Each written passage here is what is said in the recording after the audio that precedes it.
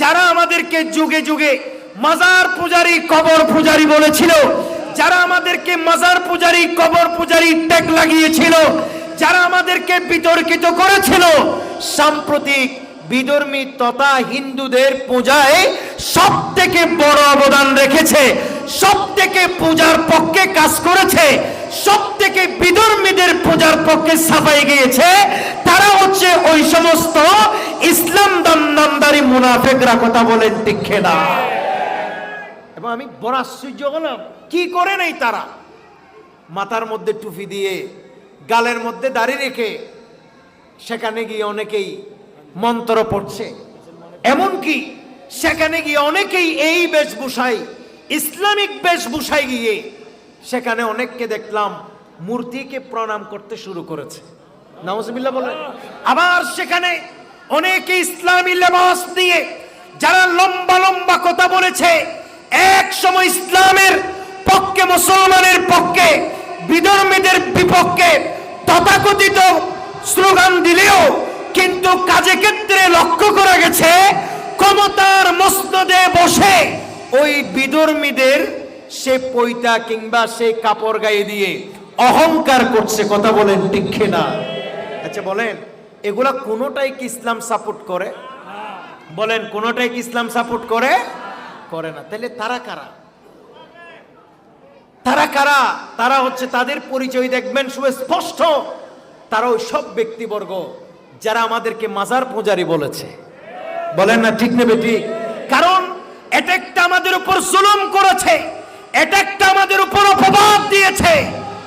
কারণ আমরা মুসলমান, পূজার সাথে আমাদের কোনো সম্পর্ক, কথা বলেন, পূজার সাথে আমাদের কোনো সম্পর্ক।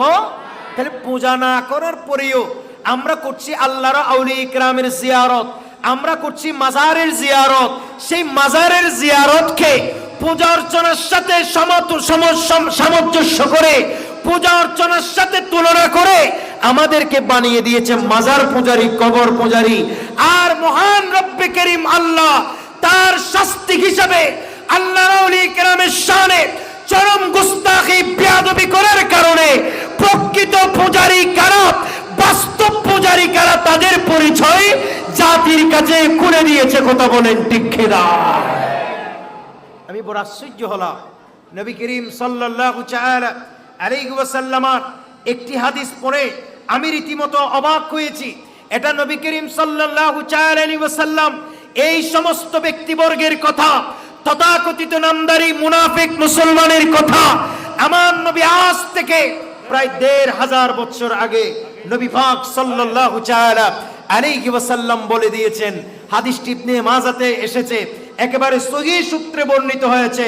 নবী করিম সাল্লাল্লাহু তাআলা আলাইহি ওয়াসাল্লাম বলেছেন, সাতা'বুদু কাবাইলু মিন উম্মাতিল আওথান ওয়া সাতালহাকু কাবাইলু মিন উম্মতি বিল মুশরিকিন। নবী করিম সাল্লাল্লাহু তাআলা আলাইহি ওয়াসাল্লাম বলেন, অচিরেই আমার উম্মতের ভিতরে এমন কিছু তথাকথিত মুসলিম বের হবে, তারা মূর্তি পূজা করবে। নাউজুবিল্লাহ বলেন না ভাই? তারা কি পূজা করবে? মূর্তি পূজা করবে। এমনকি তারা বিধর্মীদের সাথে, মুশরিকদের সাথে, হিন্দুদের সাথে, এক কথায় যারা মুশরিক আছে, আল্লাহর সাথে যারা শরীক করছে, ওই সমস্ত অভিশপ্ত মুশরিকের সাথে একাকার হয়ে যাবে, মিলিত হয়ে যাবে। একটু জোরে বলুন না নাউজুবিল্লাহ। আজ আমরা তার এই হাদিসে পাকের বাস্তব নমুনা দেখেছি মাত্র কয়েকদিন আগে, 2-1 দিন আগে। কথা বলে না ঠিক নেবে ঠিক? আমি আশ্চর্য হয়ে গেছি। তাদের মাথায় টুপি আছে, মুখে দাড়ি আছে, গায়ে পাঞ্জাবি আছে, অনেককে জুব্বা গায়ে দিয়েও মূর্তির প্রশংসা করতেছে। আস্তাগফিরুল্লাহ, আমি একজনকে এই কথা বলতে শুনছি, বলে আল্লাহর দরবারে শুকরিয়া করতেছি, আমি এই দুর্গা পূজায় দুর্গার সামনে আসতে পারছি।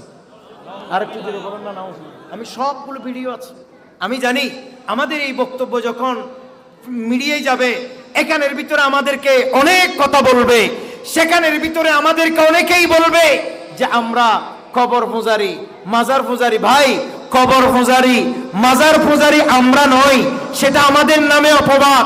আমরা কবর মাজারের পূজা করি না। তোমরা যেভাবে দেব দেবতার পূজা অর্চনা করে দেখিয়েছো, তোমরা যেভাবে পূজা মণ্ডপে গিয়ে মুশরিকদের সাথে মিলিত হয়ে একাকার হয়ে গেছো। আমরা সেই দৃষ্টান্ত কখনো দেখাই নাই। আল্লাহ আমাদেরকে সব থেকে হেফাজত করেছে। আমরা আউলিয়া কেরামের জিয়ারত করছি, কথা বলেন ঠিক না? আজকাল এই ওয়াজ এটা শুধুমাত্র একটি সুন্দর কণ্ঠ থাকলেই, সুট্টু দিয়ে কথা বলতে পারলেই আমরা মনে করছি যে এটা মনে হয় যথেষ্ট ওয়াজ। আসলে ওয়াজের নাম আওয়াজ নয়। ওয়াজ মানে হচ্ছে নসিহত। ওয়াজ মানে কোনো আওয়াজ নয়। ওয়াজ মানে হচ্ছে উপদেশ। একটু জোরে বলো না সুবহানাল্লাহ। ওয়াজ মানে কি? উপদেশ। ওয়াজ মানে মানুষকে হাসি ঠাট্টা বিদ্রুপ করে মানুষকে নিয়ে হাসাহাসি করার নাম নয়। ওয়াজ মানে মানুষকে নিয়ে হাসাহাসি করা নয়। ওয়াজ মানে কিছু বানাওয়াটি কথাবার্তা বলে, গল্প গুজব বলে মানুষদেরকে মানে হাসিয়ে টাসিয়ে পুরা জমজমাট করে দেয়া, সেটার নাম ওয়াজ নয়।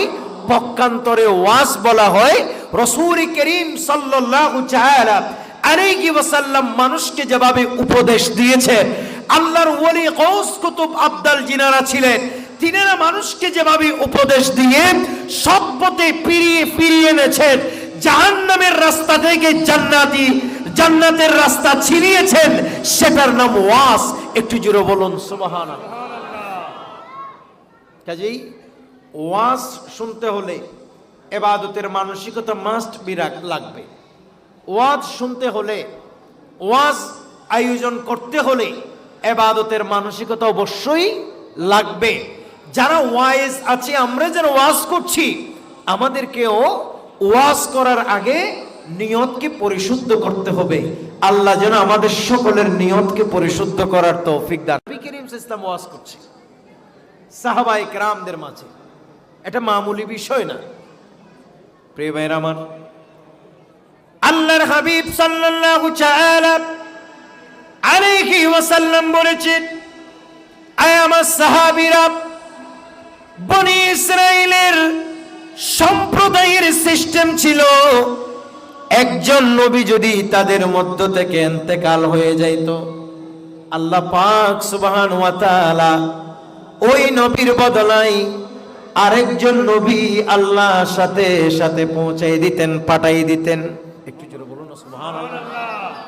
আমার নবী বললেন, সাহাবীরা, আমি নবী তোমাদেরকে বললাম যে আমি বনি ইসরাইলের সম্প্রদায়ে একজন নবীর যদি ইন্তেকাল হয়ে যাইত, আল্লাহ ওই নবীর বদলায় আরেকজন নবী আল্লাহ পাঠাই দিতেন। ওই নবী আল্লাহর দ্বীনের কাজ করতেন, মানুষদেরকে আল্লাহর তাওহীদের পথে দাওয়াত দিতেন। আল্লাহর হাবিবের সাহাবায়ে কেরাম প্রশ্ন করলেন, ইয়া রাসূলুল্লাহ, ইয়া হাবিবাল্লাহ, নবী, আমরা আপনার কাছে জানতে চাই, যেভাবে বনি ইসরাইলে একজন নবীর পরে আরেকজন নবী আল্লাহ তাআলা পাঠিয়ে দিয়েছেন, আপনি রাসূলের পরেও এরকম আরেকজন নবী আল্লাহ পাঠাবেন কিনা? উচ্চ আওয়াজ বলুন সুবহানাল্লাহ। এটা ছিল নবী করিম সাল্লাল্লাহু আলাইহি ওয়াসাল্লামের সাহাবায়ে কেরামের প্রশ্ন। ইয়া রাসূলুল্লাহ, বনি ইসরাইলের কথা আমরা বুঝছি, বনি ইসরাইলের উপর আল্লাহ তাআলার বড় দয়া ছিল। একজন নবীর ইন্তেকাল হয়ে গেলে আরেকজন নবী তারা আল্লাহ পাক সুবহানাহু ওয়া তাআলা পাঠিয়ে দিতে, আর সেই নবী এসে মানুষকে দ্বীনের দাওয়াত দিতেন, দ্বীনের কথা বলতেন, আল্লাহর ওয়াহদানিয়তের শিক্ষা দিতেন। তো ইয়া রাসূলুল্লাহ, এরকম আপনি নবীরও ইন্তেকাল হয়ে গেলে আপনার পরে কি আবার নবী আসবে? প্রিয় ভাইরা আমার, তখন নবী করিম সাল্লাল্লাহু তাআলা আলাইহি ওয়াসাল্লাম বলেন, না না, আমি রাসূলের পরে আর কোন নবী এবং রাসূল আসবেন না। আনা খাতামুন নবী লা নবিয়্যা বাদি। নবী বলেন, আমি হলাম শেষ নবী, আমার পরে আর কোন নবী নাই। ওয়া সায়াকুনু খুলাফাউ ফায়াকসারুন। তবে আমি নবী তোমাদেরকে বলে দিলাম, আমি রাসূলের পরে আর কোন রাসূল নাই, আমি নবীর পরে আর কোন নবী নাই। আমি নবী, আমার পরে নবী এবং রাসূল না থাকলেও আল্লাহ এই জমিনকে আবাদ রাখার জন্য অসংখ্য অগণিত খলিফা এই জমিনে প্রেরণ করবে। আরেকটু জোরে বলে আমার নবী স্পষ্ট বলে দিয়েছেন, আমি রাসূলের পরে আর কোন রাসূল নাই, আমি নবীর পরে আর কোন নবী নাই। তবে আমি নবী চলে যাবার পর আল্লাহ এই জমিনে অসংখ্য অগণিত খলিফা পাঠাবেন। সেই খলিফা কারা? তারাই হচ্ছে আল্লাহর ওলি, তারাই হচ্ছে আল্লাহর গৌস কুতুব আব্দালগণ। কথা বলেন ঠিক কিনা? কাজেই আমাদেরকে বিশ্বাস করতে হবে, এই দেশে এই দেশে নয়, গোটা বিশ্বে নবী করিম সাল্লাল্লাহু তাআলা আলাইহি ওয়াসাল্লামের ওফাতের পর, আমার নবীর ইন্তেকাল শরীফের পরে এই বিশ্বে ইসলাম যারা প্রচার করেছেন, ইসলামের যারা প্রসার ঘটিয়েছেন, তারাই হচ্ছেন আল্লাহর ওলি, গৌস কুতুব আব্দাল। কথা বলেন ঠিক কিনা? সেখানের মধ্যে উল্লেখযোগ্য যে ওলির নাম আরবে আজমে গোটা বিশ্বে চিনে, তিনার নাম হুজুর গোস পাক শাহিন শাহে বাগদাদ বড় পীর আব্দুল কাদের জিলানী আল গিলানী রাদিয়াল্লাহু আনহু। একটু জোরে বলুন না সুবহানাল্লাহ। কিন্তু গভীরভাবে আপনি লক্ষ্য করলে দেখবেন, এই জমিনে শুধু বাংলাদেশে নয়, গোটা বিশ্বের এই জমিনে আল্লাহর ওলি গৌস কুতুব আব্দালগণ যারা যেখানেই গিয়েছেন সেখানেই আলোর মশাল জ্বালিয়েছেন। বলেন ঠিক নেবে ঠিক? সেখানে আলোর মশাল জ্বালিয়েছেন।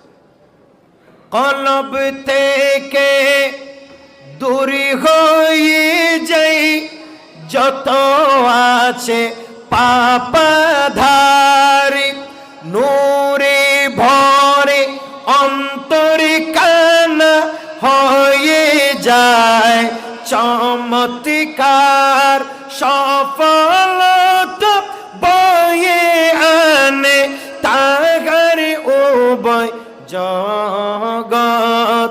আল্লাহর ওলির সোহবত বহু বড় নিয়ামত, বুঝতে পারে তারাই সঠিক, বুঝতে পারে তারাই সঠিক, যারা নবী উম্মত। আল্লাহর ওলির সোহবত বহু বড় নিয়ামত। তার মানে আমরা একটা জিনিস পরিষ্কার হলাম, সেটা হচ্ছে আমাদের নবীর পরে, নবী করিম সাল্লাল্লাহু তাআলা আলাইহি ওয়াসাল্লামের পরে এই বিশ্বে আর কোন নবী রাসূল আসবে? কথা বলেন, আসবে? এজন্য সমগ্র উলামায়ে কেরামের মতে ইসলামী শরীয়তের ফয়সালা হচ্ছে, যারা মির্জা গোলাম আহমদ কাদিয়ানীর অনুসারী আছে, সেই মির্জা গোলাম আহমদ কাদিয়ানীও কাফের, এবং তার যারা অনুসারী আছে এই বাংলাদেশ সহ গোটা বিশ্বে, তারাও সকলে কাফের। বলে না ঠিক নেবে ঠিক? কারণ তাদের বিশ্বাস হচ্ছে, তাদের আকীদা হচ্ছে আমাদের নবীর পরে তাদের মির্জা গোলাম আহমদ কাদিয়ানী নবী, আমাদের রাসূলের পরে তাদের মির্জা গোলাম আহমদ কাদিয়ানী নাকি আল্লাহর প্রেরিত রাসূল। একটু জোরে বলো না নাউযুবিল্লাহ। এই জন্য আমাদেরকে এই আকীদাগুলো মজবুত করতে হবে। আহলে সুন্নাত ওয়াল জামাতের অন্যতম আকীদা হচ্ছে আমাদের নবী শেষ নবী, আমাদের পরে আর কোনো নবী, কথা বলেন, আর কোনো নবী নাই।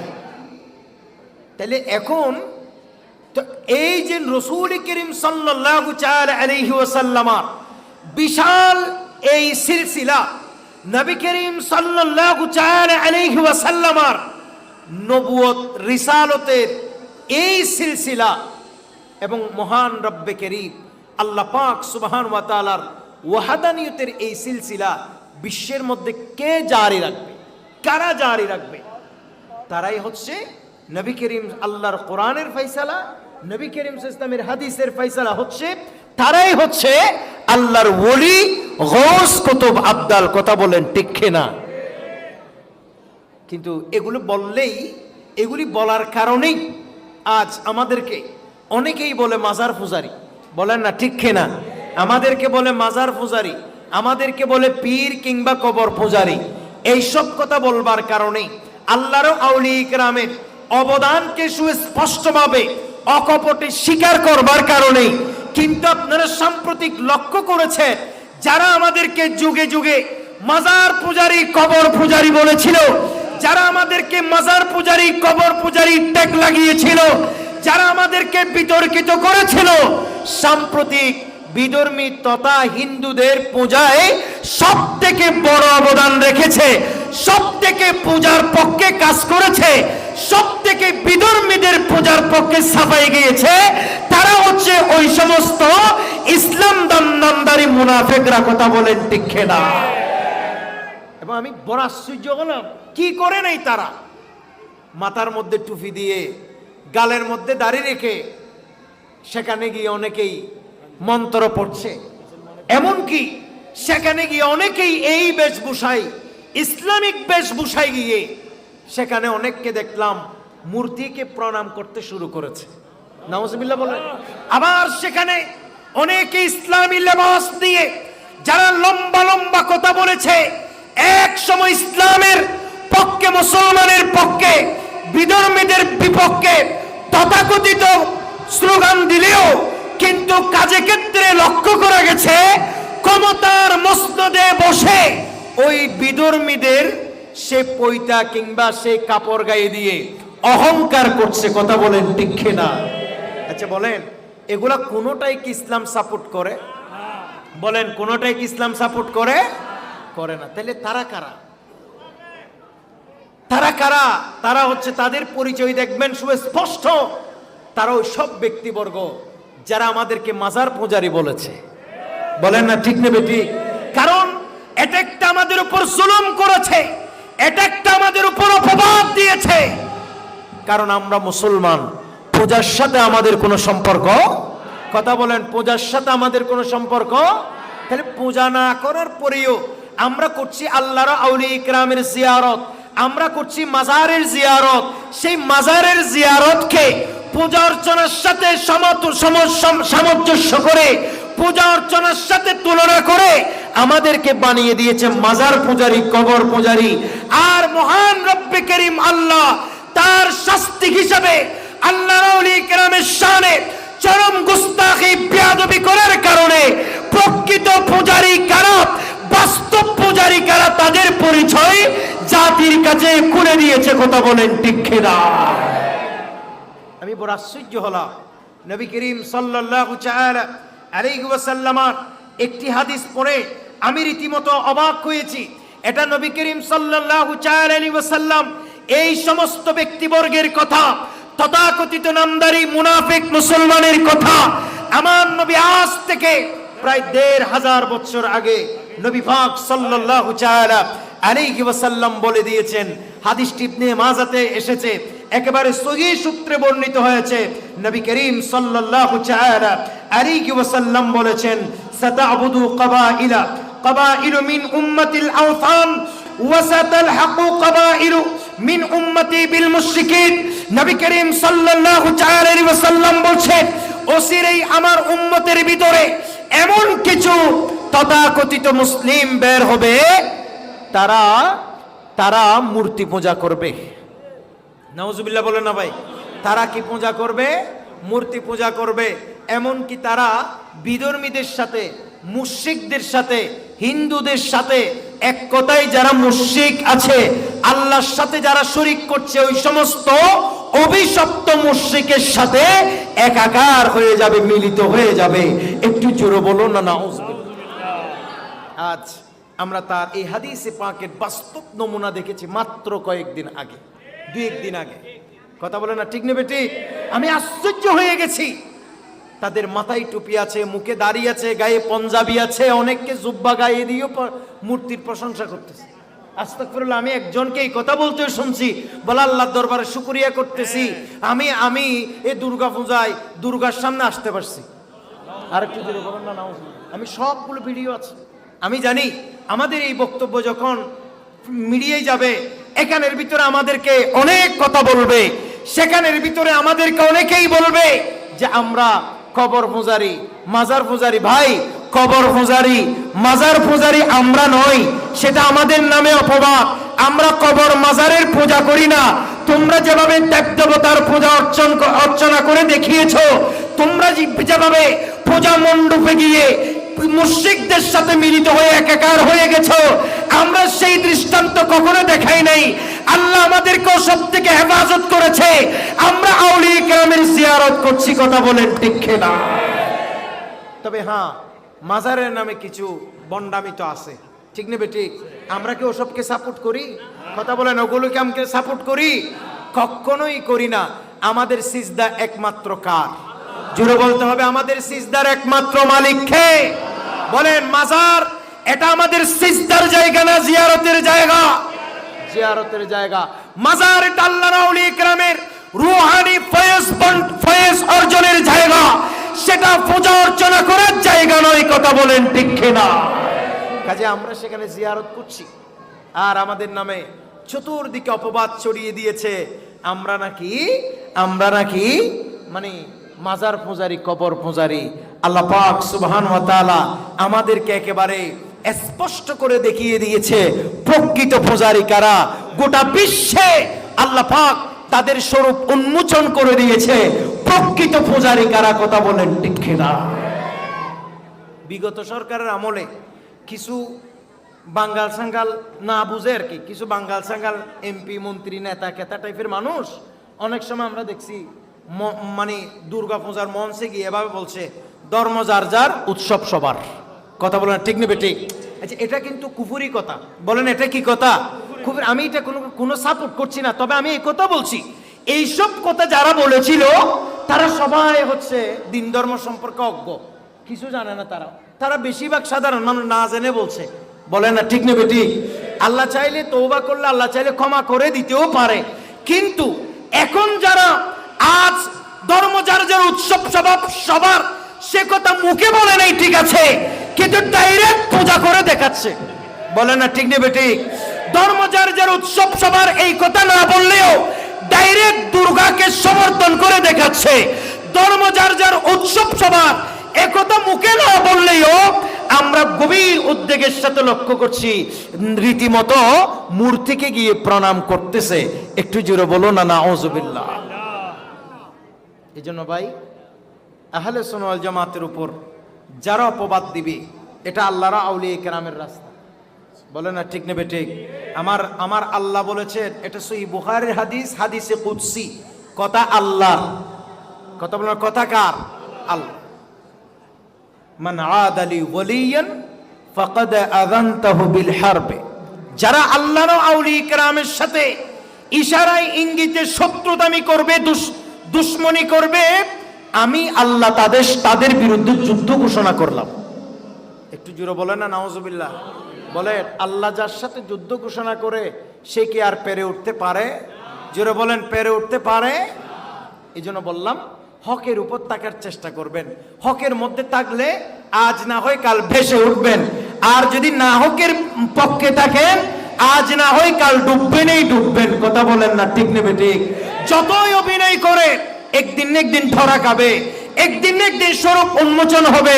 যা কিছু করেন বাঁচার কোনো রাস্তা পাবেন না। কথা বলেন ঠিক না? এটাই হচ্ছে আল্লাহর ধরা।